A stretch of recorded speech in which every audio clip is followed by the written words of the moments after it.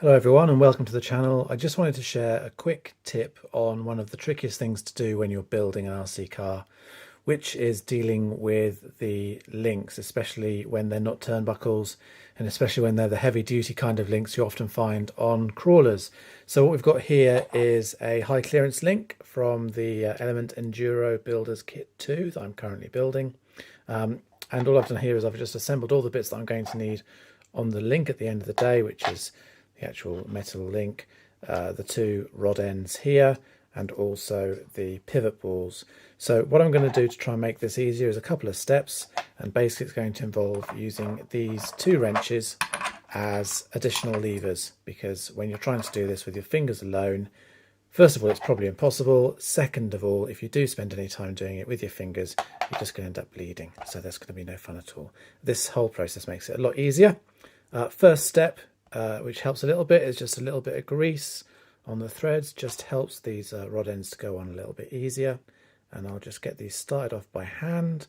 All I need to do really is just get the first couple of threads to bite. I don't need to do much more than that.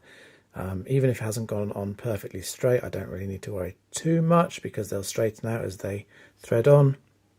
Do the same on the other side.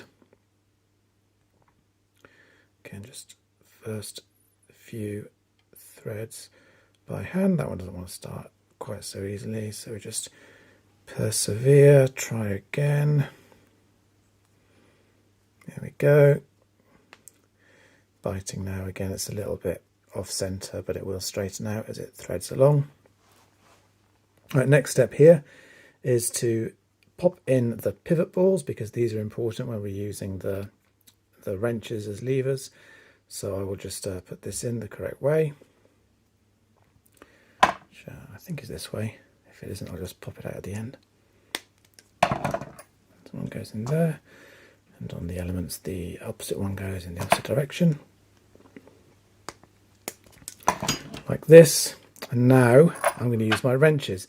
The reason I'm using the wrenches is that they've got a 3mm shaft on them, both of these, and that is a 3mm hole through the pivot ball because it's an M3 screw. And all I'm going to do is I'm just going to use the two wrenches as levers, as handles really. I don't want to hold the wrenches too far away from the actual pivot ball because it could be too much leverage and it might just damage the parts. So I just hold them quite close, but just having your fingers right next to them is just about enough to get enough leverage. And all of a sudden, just a little bit of turning here makes this job very, very easy indeed. If I happen to have just two 3mm diameter plain rods, a drill blank for example, that'd probably make it even easier. You wouldn't have this great big handle to worry about. But I don't have that. I do have these wrenches. I'm just starting to feel it biting now, so we're coming close to the end. Just keeping my eyes on it. I don't want to over tighten it, to be honest. You're going to feel it either way. And that feels like that is about as tight as it needs to go. I'll check it afterwards, make sure it's the length that elements specify. But there we have it.